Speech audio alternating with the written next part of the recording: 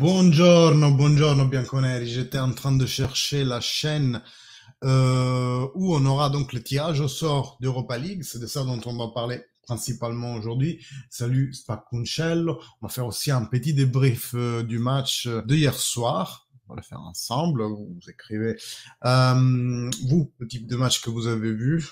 Et moi, je vais faire un peu ma petite analyse. Alors, je dois dire que tout le monde a vu à peu près le même match. Même un youtubeur français que je suis de temps en temps, il s'appelle Talk My Foot. Il a fait, il a donné sa propre analyse du match. Lui, il est nantais, donc bien entendu, tout comme moi, je suis biaisé par la Juve, lui, il est biaisé par le Nantes. Donc, il a dit un peu la même chose que moi. Hein. Le match un peu dominé par la Juventus, suite aussi au carton rouge. Pris assez tôt par l'équipe de Nantes, donc 20 minutes après le début du match, il se retrouve déjà en 10. C'est certes que ça pilote le match, quoi. Ça met sur des rails différents le match. Après, si je dois faire l'analyse du match, donc les premiers 5 minutes, tout en honneur du Nantes, même les premières 20 minutes, même à avoir pris le premier but, le Nantes se fait voir quand même en attaque. Je dis pas qu'ils mettent en difficulté la Juventus, ça serait vraiment trop dire. Si Szczesny a eu, disons, des moments où il a été un peu plus appelé, disons, par les actions du Nantes, ça serait peut-être la fin du match, plutôt là où le Nantes a eu vraiment un mot d'orgueil, a voulu marquer le dernier but, comme on dit en Italie, le but de la bandiera, non? Le dernier but disponible. Néanmoins, moi j'ai vu une Juventus solide, a dominé le match du début à la fin. Les statistiques ici nous donnent à peu près raison. 19 frappes et 12 carrés contre les 10 du Nantes et les 4 cadrés du Nantes. Possession beaucoup à notre avantage, 61%, sachant que la première mi-temps s'était terminée environ à 50-50 de possession de ballon. Et je vous disais, bien entendu, le fait qu'ils aient joué 70 minutes en 10, ça compte dans ces stats, surtout la possession de ballon. On voit qu'on est arrivé à 660 passes environ, chose que la Juventus cette saison n'a jamais fait, on est d'accord. On le fait bien entendu parce qu'on est à 10 contre 11. Même si certains m'ont dit, nous on avait Moise Kean, donc finalement on était à 10 versus 10, ça m'a fait assez rire parce que c'est vrai que Ken n'a pas fait un match...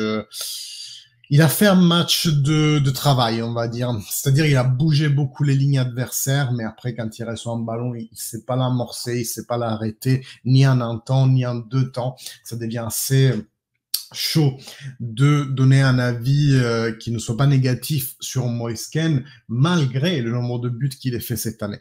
Donc, je répète, Juventus solide, qui dans les 180 minutes mérite quand même la qualification à ses huitièmes de finale, donc à entrer finalement dans la phase finale de Champions League. C'est maintenant qu'on peut dire qu'on est en Europa League. Avant, on pouvait même pas le dire.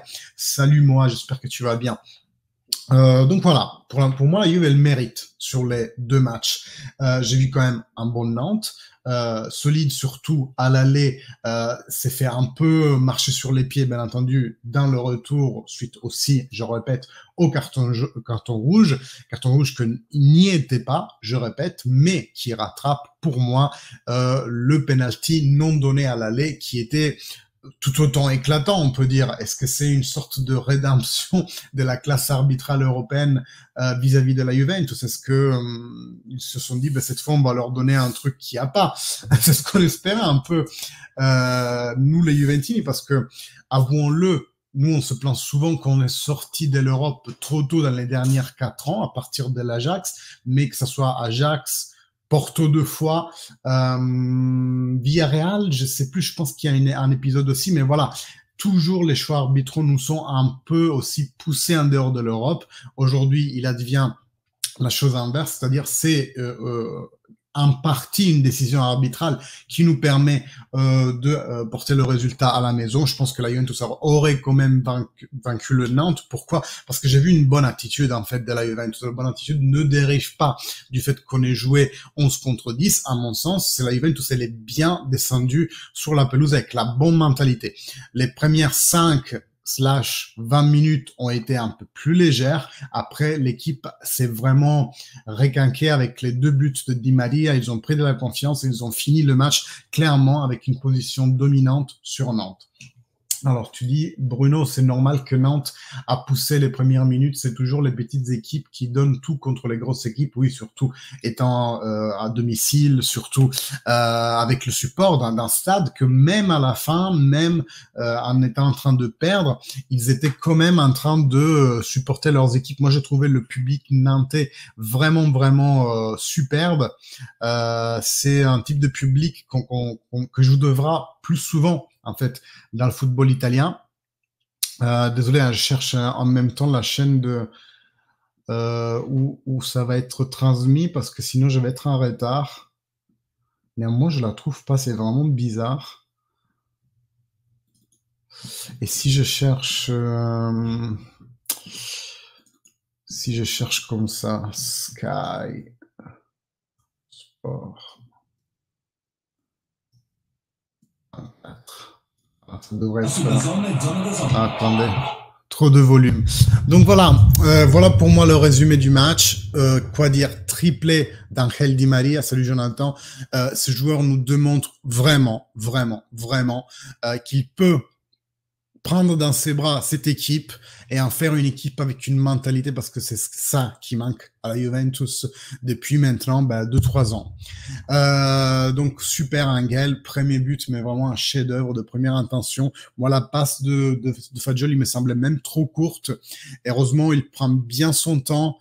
Son troisième temps limite pour mettre de première intention un ballon brossé sur le deuxième poteau qui seulement certains joueurs peuvent l'exécuter, mais encore moins de joueurs peuvent déjà rien qu'y penser à faire une chose du genre. Donc vraiment, but faramineux d'Angel Di Maria qui après enivre toute la défense du Nantes pour le 2-0. Sa talonnade est reprise par le défenseur qui, malgré lui, se fait jeter dehors. Comme dit, il n'y avait pas de rouge, j'arrête pas de le répéter. Et puis voilà, 3-0 en aisance avec aussi un poteau qui est pris par Kostic en une autre occasion de Kostic, occasion pour Vlahovic. En fait, voilà, c'était un peu le festival hier soir. Oui, super public de Nantes, ouais, on vient de le dire. Alors, pour Fenerbahçe, alors oui, tu l'as mis là. Ok, moi j'avais découpé ton commentaire que tu m'as laissé sur Facebook, je l'avais mis là. Mais si c'est les mêmes infos que tu donnes, exactement le même, ouais. Cool, je vais mettre alors ton commentaire directement. Alors, Jonathan, comme vous le savez, prof de maths, il s'amusait à faire les stats. Les stats, je vous le rappelle, se basent sur un principe. Déjà, il a fallu savoir quelles équipes passaient hier soir, parce que oui, ça rentre en compte dans le calcul, même si nous, on va pas les rencontrer, parce que c'est toutes les équipes qui viennent en fait de la Champions League et qui ont passé les barrages, celles-ci, on va pas les rencontrer. On va rencontrer les têtes des séries, celles qui se sont qualifiées en première place dans leur poule. Donc, à partir de ces équipes-là qu'on peut rencontrer, il faut faire la part avec les équipes qui sont en jeu, qui viennent de 16e de finale. On sait que deux équipes de la même nation ne peuvent pas se rencontrer. Et donc, à partir de ce calcul que Jonathan a fait assez savamment, je pense, il a évité qu'une équipe puisse rencontrer celle de sa propre nation, ce qui donne à la fin, pour chaque équipe, un pourcentage de probabilité qu'on la pêche. Donc là, c'est vu du point de vue de la Juventus.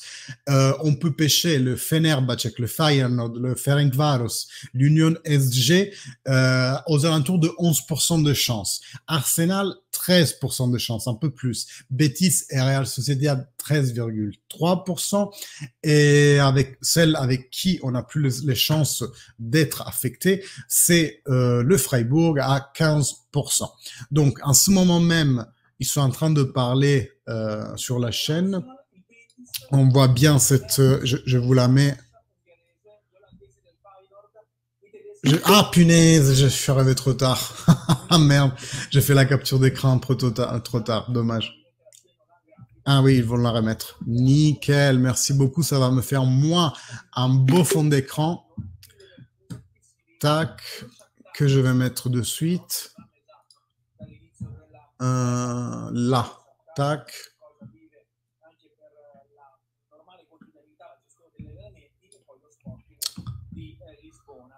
Tac, tac, tac. Je vais y arriver. Ah, faudrait peut-être que je mette... Ouais, je vais mettre Petit ici. Un peu mieux peut-être, sans ma tête.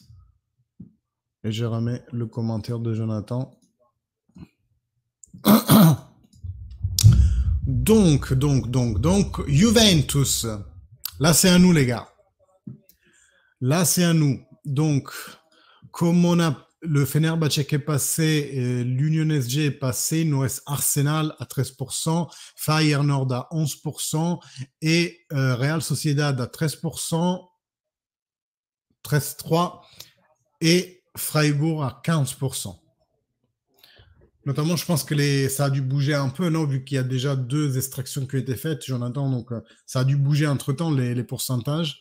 C'est les pourcentages initiaux quand personne n'a été tiré au sort. Et attention, la Juventus va se battre contre le Freiburg.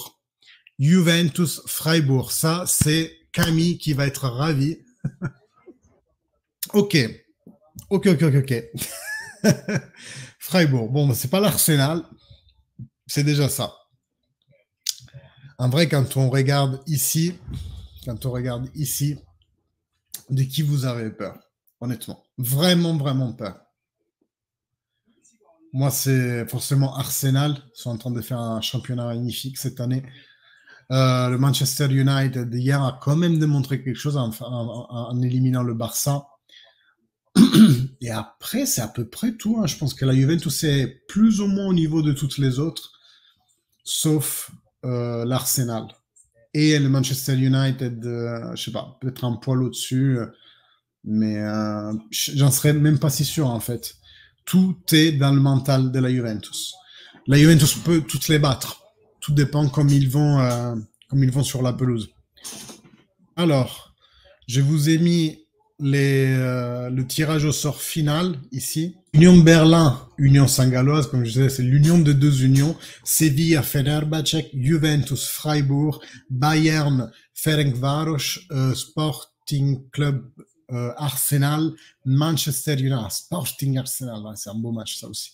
Manchester, Real Betis, Roma, Real Sociedad et Shakhtar Donetsk, Feyenoord. Voilà, mes amis.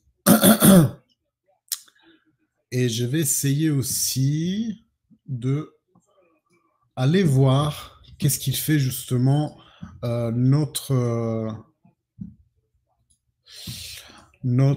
contendance dans son championnat. Le Freiburg. Alors, ça, j'enlève. Ça, j'en fais quoi? C'est bizarre comment ça affiche là. Pourquoi ça affiche comme ça? Ah, c'est mieux là. Je vais mettre Freiburg. Freiburg foot.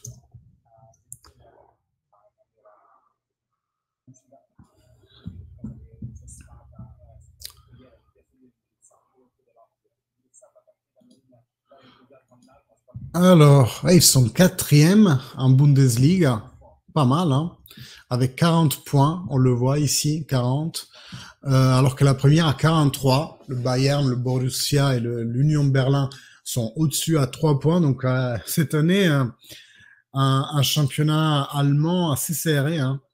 Même le Leipzig, c'est juste derrière, à 39. Ils sont tous dans un mouchoir, tous dans 5 points, jusqu'à la 6e. Donc voilà, je pense pas à sous-estimer. Hein. Attends, si je descends un peu, comme ça vous voyez aussi les en-têtes de colonne. Non, je peux pas. Je peux pas. Voilà, comme ça. Comme ça, c'est mieux. Vous voyez les en-têtes. Donc le Freiburg, 40 points. Il a fait 34 buts et subi 31. Donc elle subit quand même beaucoup. Quand on voit les premiers du classement, il y en a 61. C'est quand même hallucinant. Regardez-moi la différence but entre le Bayern Monaco à 40 et le Freiburg à 3. Pourtant, ils ont presque le même nombre de points. Ce qui veut dire que Bayern Monaco a tendance à faire 5 buts par match et que Freiburg, peut-être, elle gagne que des matchs en 0. Parce que sur 21 matchs faits, ils ont fait 34. Ouais, ça fait 1,3 buts par match. Elle est subie presque autant, en fait. Donc, position de classement assez bonne pour Freiburg. Pourtant, un jeu exprimé qui est loin d'être magnifique. Je pense que c'est une équipe qui est largement à notre portée. Mais que ça soit pour la Juventus idéale, mais pour la Juventus de ce moment aussi, je pense clairement qu'on peut aller au quart de finale avec ce Freiburg. Et je ne l'ai jamais vu jouer. Je le dis uniquement vis-à-vis au stade que je vois. Il faudrait que je me renseigne un peu plus sur l'équipe. Je vais sûrement le faire, sûrement. Dans les prochains jours, peut-être une petite vidéo sur ce sujet-là.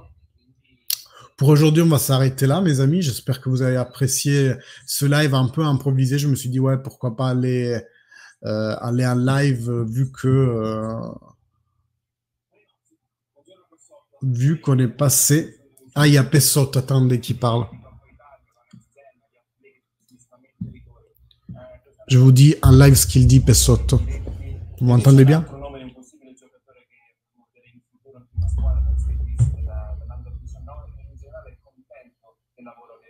Est-ce que vous êtes content du travail de la Juventus sur la Next Gen? Nous sommes très contents de ce travail. Enfin, on a commencé à recueillir les fruits de ce travail. D'un travail qu'on a commencé il y a 10 ans.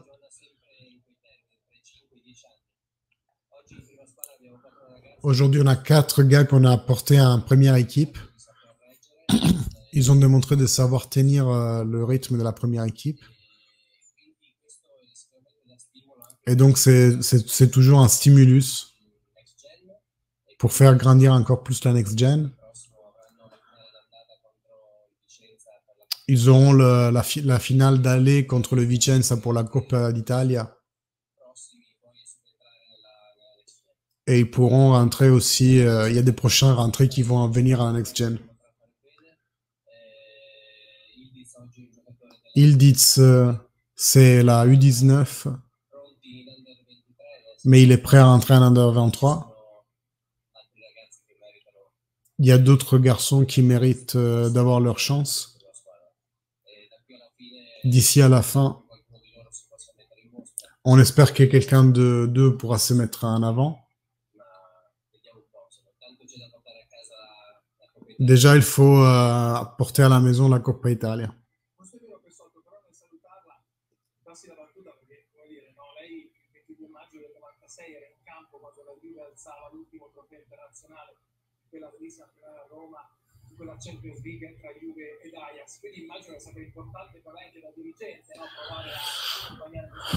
Il dit, vous avez gagné la dernière Champions League, vous étiez sur la pelouse. Pour vous, c'est certainement important d'accompagner ces jeunes dans la découverte de l'Europe.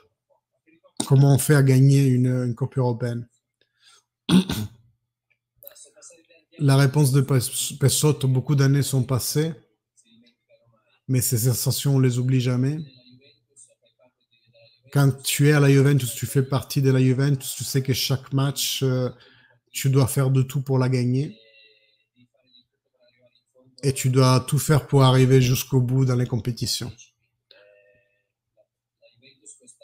La Juventus, cette année, a l'opportunité de faire ce parcours en Europa League et doit arriver jusqu'au bout.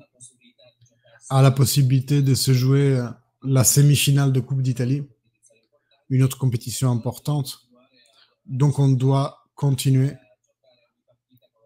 à jouer le prochain match comme si c'était le plus important.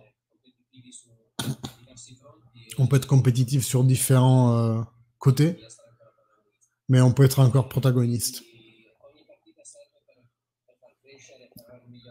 Chaque match va améliorer. À la Juventus, tu dois gagner. Et chaque match est utile dans ce but. Voilà, terminé aussi la conférence de presse de Pessotto, c'était le Juventino présent, pardon, ah, ça pique les yeux, le Juventino présent pour ce tirage au sort. Bon, et heureusement, c'est intervenu assez rapidement. La Juventus, on a su tout de suite qu'il va rencontrer le Freiburg. Moi, je m'arrête ici pour aujourd'hui. Je vous donne rendez-vous dans les prochains jours, sûrement pour quelques vidéos pour parler un peu du moment Juventus. Il n'y a pas énormément de choses qui ont bougé vis-à-vis de la situation de la pénalisation. Et sur la pelouse, on a suivi les vicissitudes de la Juventus en championnat et en Europa League ensemble. Et sûrement, je vous vois pour le derby à partir de 20h mardi. Donc, soyez là. Like, abonnement. Comme vous le savez, d'habitude, ça aide la chaîne. Merci à tous pour avoir partagé ce moment, ce tirage au sort ensemble. Je vous salue et fine alla fine, forza Juve. Ciao!